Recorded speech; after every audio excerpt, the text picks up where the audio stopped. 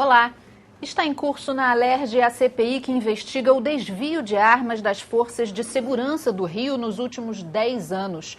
No foco dos deputados estão as polícias civil e militar, a Secretaria de Administração Penitenciária e as firmas de segurança privada. Até agora já foram ouvidos os corregedores das duas polícias. Eles apresentaram os números de armamentos desaparecidos que impressionaram os parlamentares. O controle muitas vezes é falho e a investigação não dá conta de uma quantidade tão grande de armas. Eu vou conversar sobre esse assunto com o relator da CPI, deputado Luiz Martins, e com o professor da UERJ, coronel Jorge da Silva. Bem-vindos. Gostaria de começar perguntando ao deputado quais são as primeiras impressões aí nesse primeiro mês de trabalho da CPI. Olha, as primeiras impressões são assustadoras. Por quê?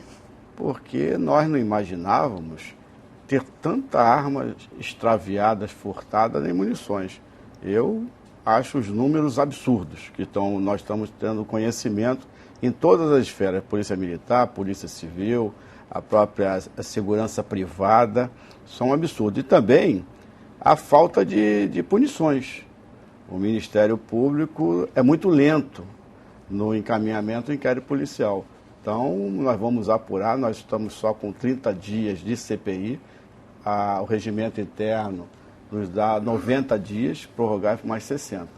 E o que nos assusta também, que em 2011, essa casa, a Assembleia Legislativa, teve uma CPI das armas. E com recomendações. E todas as oitivas que eu tenho presenciado, eu tenho feito a mesma pergunta.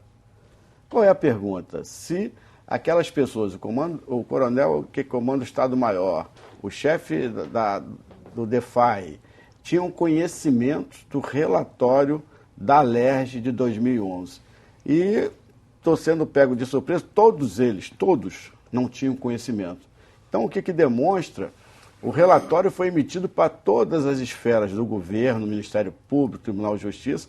Aquilo não é do indivíduo que está ocupando aquele cargo, aquilo é da instituição, as recomendações feitas. Então, eu tenho observado, coronel Jorge, que as pessoas têm aquilo como um instrumento dele, quando ele sai do comando ou da chefia da delegacia, ele não repassa as informações. Então, por isso que eu tenho feito, e eu não gostaria que o trabalho fosse inócuo, como foi em 2011. Não será. Nós vamos cobrar as punições que têm que ser feitas. Só para a gente relembrar aqui, a Polícia Militar fala de cerca de 600 armas desaparecidas, a Polícia Civil trouxe um número aproximado de 1.000, mas que pode estar dobrado, né? Porque tem o registro na hora do desaparecimento e tem o registro na corregedoria, então esse número pode estar dobrado. E as firmas de segurança privada trouxeram um número de aproximadamente 800. 878. 878. E vale lembrar, Fernando, coronel, que as firmas de segurança que fizeram essa semana, que foi a Polícia Federal, o delegado que esteve aqui, a Delesp, ele só mandou esse número das firmas na capital. Na capital. Eu, por exemplo, não sabia que era só na capital. Eu achava que a Polícia Federal, a Delesp, controlava todo o estado. Então, nós estamos oficiando por regiões, Nova Iguaçu, parece Campos, Niterói, para que possamos ver quais as firmas de segurança que a Polícia Federal controla, para que remeta para a comissão. Então, o trabalho é dobrado e não há informação para a capital da Delesp. Eles informam diretamente para Brasília. Então, isso teve um desdobramento em cima da oitiva, nós vamos chamar os outros delegados da Polícia Federal, porque existem outras empresas de segurança.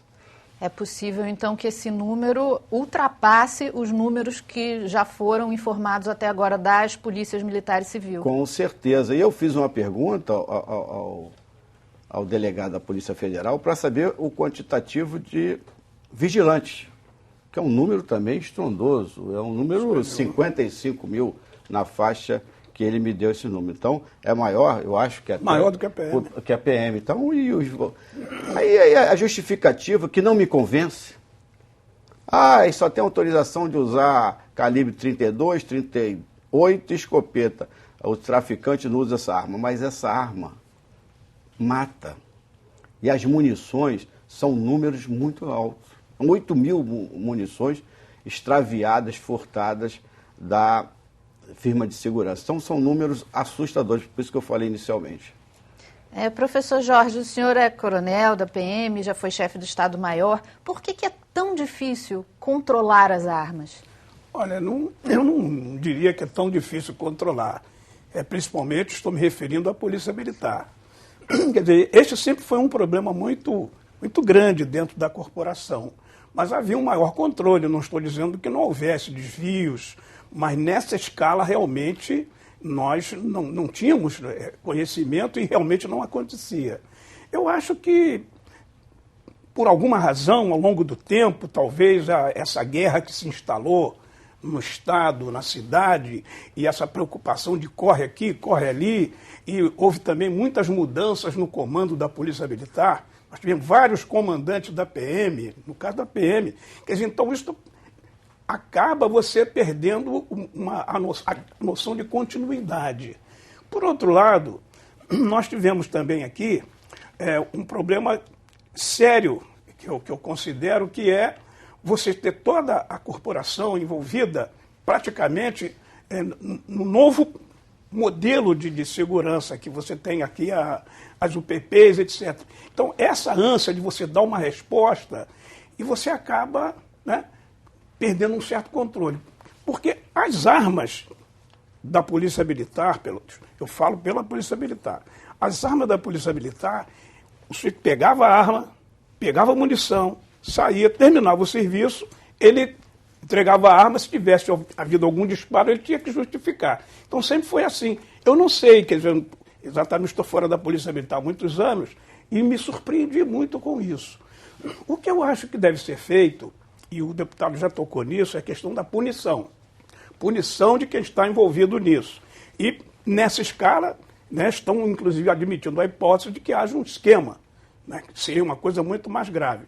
Agora, punir na ponta não adianta. Eu acho que a gente tem que começar, por exemplo, o deputado aqui acabou de falar que houve uma CPI, né? Essa CPI teve conclusões, recomendações. Eu pergunto, recomendações a quem? A PM ou ao governo? As recomendações devem ser feitas ao governo, porque se elas não forem feitas ao governo, são feitas às corporações e os governos ficam de fora. Então, neste momento, onde estão as recomendações que foram feitas numa CPI das armas anteriormente realizada aqui na Alerj? Aí cobra-se do comandante da PM, cobra-se do chefe da Polícia Civil e o governador, que é a pessoa responsável por implementar. Eu acho que nós temos que passar para... Agora, eu queria complementar uma outra coisa aqui. Nós estamos muito preocupados com esse desvio de arma, é um número assustador, né? Eu acho que realmente isso é preocupante, mas circulam no Brasil 15 milhões de armas. 15 milhões de armas. Isso incluindo todas as armas das forças de segurança? Mas mais de metade dessas armas não tem registro. São armas ilegais. Ou seja, nós estamos falando de 7 milhões de armas que circulam ilegalmente. Ora, então você tem um desvio. Eu fico imaginando, eu fico preocupado de a gente dar atenção demais ao desvio, que é uma coisa realmente extremamente grave, que haja desvios, né, de forças de segurança, da PM, Polícia Civil, das empresas de vigilância, e nós nos esqueçamos de que a indústria de armas abastece, né, em grande escala.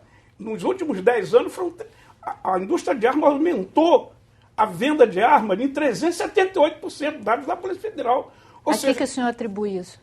As pessoas, fica todo mundo apavorado, todo mundo com medo de ser assaltado, de ser morto, e as pessoas imaginam que, tendo uma arma, elas vão se proteger. Sensação agora, de segurança que não é, né? Agora, a pergunta é a seguinte: olha, como é que os bandidos estão tão armados?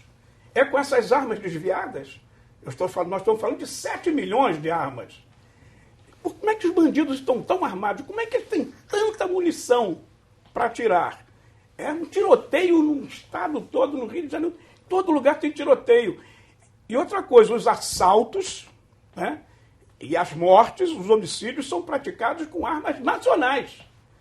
Estamos falando de 7 milhões. Não. Então eu fico preocupado da gente ficar dando atenção demais ao desvio pontual, né, que é grave, repito, e nós não vamos nos esquecer de que nós temos aqui, e agora, né, a chamada bancada da bala, quer que cada cidadão brasileiro idôneo, como se isso fosse possível estabelecer assim aleatoriamente, né, possa possuir 9 armas de fogo. Hoje, há 25 anos atrás, eu escrevi um livro e eu já me espantava. Há 25 anos, eu me espantava com o fato de cada brasileiro poder possuir 6 armas de fogo. 2 de cano curto de alma raiada, 2 de cano curto de alma lisa e 2 de cano longo. Sem contar as armas dos atiradores e dos colecionadores. Então, fica parecendo que quem fez o projeto que está na Câmara do Federal foi a indústria de armas. Uhum. Eles fizeram um projeto e entregaram aos deputados. Só pode ser isso. Para vender mais armas e vender mais munição. Qual a opinião do senhor, deputado? Minha opinião, eu sou favorável ao desarmamento. Nessa casa, Coronel Fernando, teve um projeto da PEC da questão de armar a Guarda Municipal. Eu sou contra, votei contra. Eu acho que quanto menos arma, menos loucura. O senhor votou a favor da PEC? A favor da PEC, tirando... Que desarmava as guardas municipais. É guarda patrimonial, nós já temos muita arma, o coronel mesmo falou 15 milhões de armas circulando no Brasil, é muita arma. Nós tivemos uma lei do desarmamento, que foi uma lei vitoriosa, um programa, nós temos que cultivar essa questão. Agora, nós estamos nos preocupando na nossa questão interna aqui do Estado do Rio de Janeiro, e eu só vou discordar do coronel Jorge uma coisa. Quando a gente fala do relatório de 2011, eu acho que o governador recebeu, mas quando ele sai do governo, aquilo é um patrimônio de quem sucede de ler as recomendações e as sugestões. E aí, quando eu falo do comandante da Polícia Militar, o chefe do Estado-Maior, quem ocupou aquele cargo naquele momento que recebeu, estudou, verificou se era importante ou não, e deixou ali como memória para quem sucede. Essa é a colocação. Por isso que a memória tem que ser assim. E aí, coronel, o senhor esteve no Estado-Maior há alguns anos atrás. O que nos surpreendeu na CPI, e surpreendeu e tem sugestões nas de 2011, na CPI de 2011, o controle de armas da Polícia Militar ainda é através de livros. Então, a modernização chegou em todos os campos. As pessoas falam assim, não tem dinheiro. Eu não concordo com isso. A Assembleia Legislativa, eu sou deputado do 2º mandato, votei no ano passado, a Assembleia passou do seu fundo parlamentar 70 milhões para as polícias.